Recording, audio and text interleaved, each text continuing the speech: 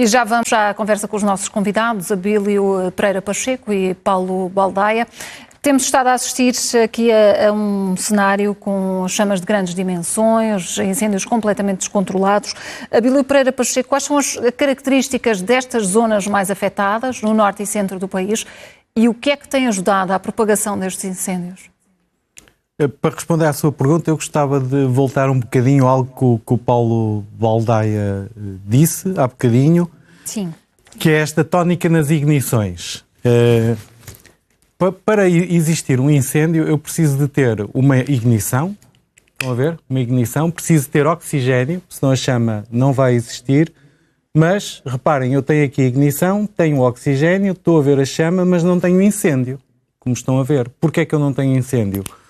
Não tenho incêndio porque falta agora uma outra componente, e são precisas as três, que é a carga de combustível. Preciso ter algo que arda. Se eu tiver, por exemplo, um barril de pólvora, ou se tiver uma grande carga de massa florestal, então aí eu vou ter um incêndio. O que acontece em grande parte do país é que nós temos a carga de combustível acima da capacidade de extinção.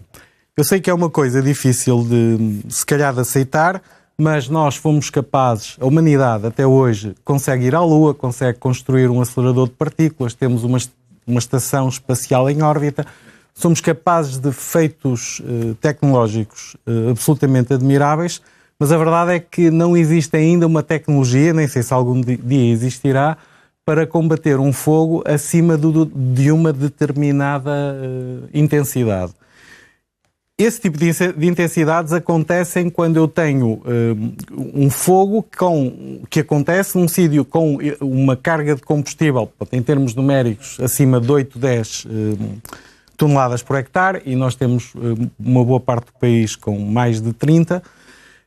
E isso permite o quê? Isso, na prática, faz com que não exista descontinuidade entre a vegetação no solo e a vegetação e o topo das árvores, e o incêndio passa para a copa das árvores, e depois são esses os incêndios mais tenebrosos, mais catastróficos, se eu tiver uma grande área contínua onde eles podem evoluir.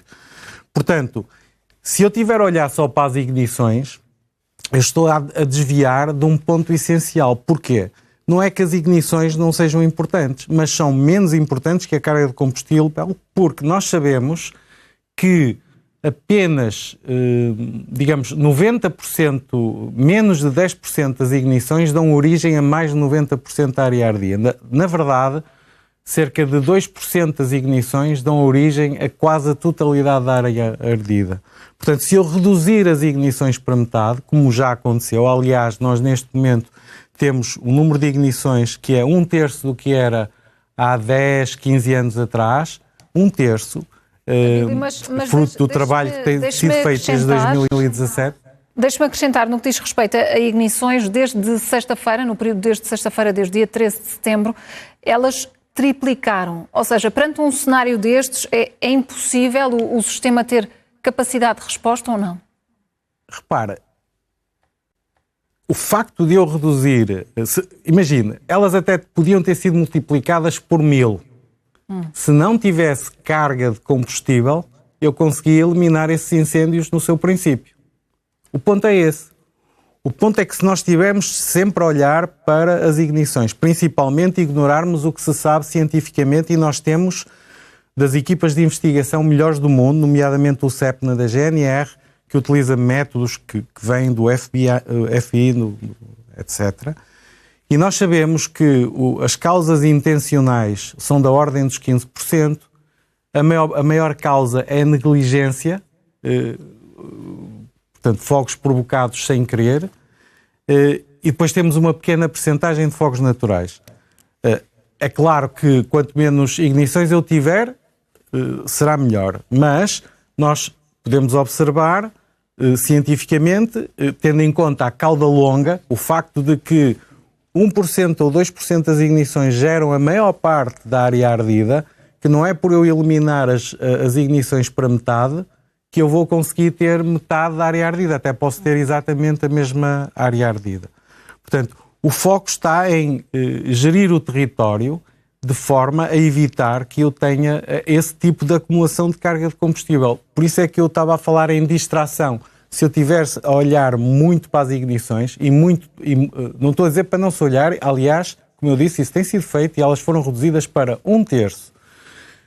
Mas temos que olhar para o que permite que o incêndio continue a evoluir, que é a carga de combustível. Como é que a carga de combustível desaparece de lá? Uma forma é eu deixar que seja o incêndio a comer o combustível. E, portanto, é sabido que se há um incêndio naquela área durante uns anos não vai haver outro.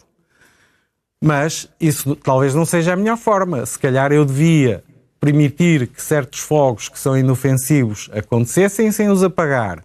Podia, se calhar, utilizar outros animais, olhando para o fogo com a metáfora de um animal herbívoro, como vegetação, podia, se calhar, utilizar animais para comer essa vegetação. Podia usar fogo controlado, podia,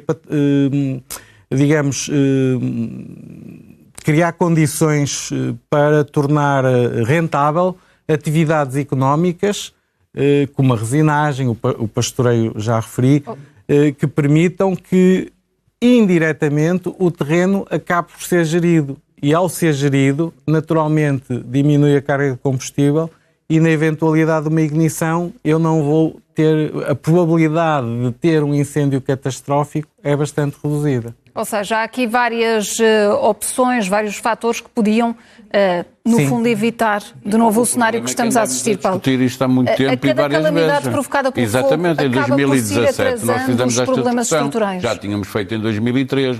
Cada vez que o país tem um incêndio desta dimensão, e sobretudo catastrófico, porque não é apenas, e o apenas aqui obviamente que é entre comas, não é apenas o mato a arder, são as habitações das pessoas, há bombeiros e civis a morrer, está a acontecer outra vez, não é? E era suposto não acontecer. E cada vez que estamos a discutir, eu acho que o Abílio tem inteira razão. Não há dúvida que, obviamente, que para aquilo começar a arder tem que haver uma ignição, não é? Pode lá estar a biomassa toda, se ninguém pegar fogo, aquilo não vai arder. Mas o problema maior é que está lá aquele combustível todo e, portanto, qualquer ignição permite toda a razão. E nós já discutimos, o próprio Estado não faz ideia de quais são os seus terrenos para os limpar. Eu lembro-me de ter ido em 2017 com Pedrógão e depois o 15 de outubro, eu lembro-me de ter ido no ano a seguir, em 2018, à zona de Pedrógão Grande e de ter visto mato entrar pela estrada dentro, ou seja, se começasse a arder, aquelas estradas por onde eu estava a passar para ir a uma aldeia estariam elas próprias a arder, portanto os carros não poderiam passar por ali porque a estrada ia estar a arder.